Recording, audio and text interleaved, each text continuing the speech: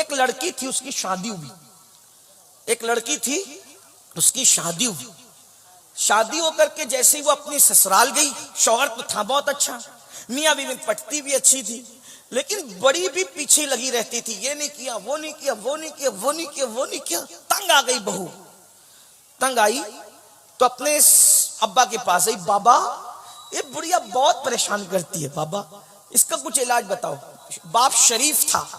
शरीफ बाप ने कहा, बेटा वो तेरे शौहर की माँ है, अगर वो बकबक करती है तो तू अपनी माँ समझकर उसको बर्दाश्त कर। ये उस दौर की बात है जब लोग माँ की बात भी सुनते थे। अभी लोग माँ की नहीं सुनते तो सास की क्या सुने हैं? आज की बच्चियां तो माँ की भी नहीं सुनती, आज के बच्चे तो माँ बाप की नहीं सुनते। बहरहाल तो वो दौर था, कहा बेटी माँ समझ के बर्दाश्त कर ले बेटा, जाने दे। कहा नहीं मैं वापस घर आऊंगी।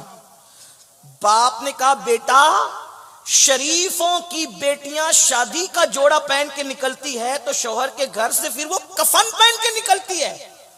हमारे यहाँ शादी के बाद वापसी का कोई तस्वुर नहीं है। और यही मैं आज के माँ बाप से भी कहना चाहता हूं, अपनी बेटियों को शय दे के बिगाड़ो मत कि हम पाल लेंगे, हम पाल लेंगे। अरे तू अपनी बेटी को सोने के गोल्ड के पलंग पे सुला सकता है, लेकिन जो शौहर दे सकता है क्या वो तू दे सकता है? बीवी को सुकून सिर्फ शौहर के साथ मिलता है। लितस्कुनु इलैहा, भाई वो नहीं दे सकता जो शौहर दे सकता है, बाप वो नहीं दे सकता जो शौहर दे सकता है, माँ वो नहीं दे सकती जो शौहर दे सकता है, सहेलियां वो नहीं दे सकती जो शौहर दे सकता है। शौहर के पास जो है वो किसी और को देने के लिए जायज भी नहीं है, वो दे भी नहीं सकता।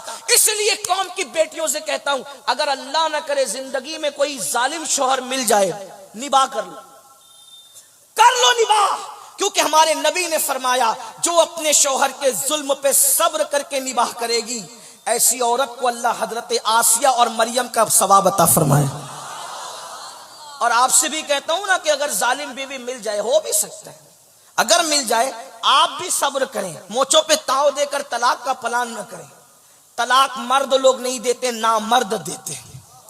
अगर मुझे नामर्दों की फेरिस्त बनाने की इजाजत मिल जाती तो मैं उनके नाम पहले नंबर पे रखता जिन्होंने बेकसूर बीबियों को तलाक दे दिया है। वो मर्द नहीं, वो जालिम नामर्द हैं।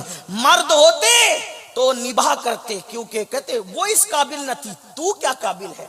उस लड़की ने सोचा अब्बा तो शय नहीं दे रहे, अब्बा तो मेरी मदद नहीं कर रहे, तो उस लड़की ने क्या किया, उसके अब्बा के गहरे दोस्त थे एक हकीम साहब, और वो वाकई हकीम थे, यानी ऐसी आलू चालू बाजारी आदमी नहीं, वो वाकई हकीम थे। हकीम यानी हकीम किसको कहते हैं समझते हो ना, वो जड़ी बूटी की दवाएं वगैरह बनाते हैं। वो लोग उस दौर में बहुत पढ़े लिखे होते थे,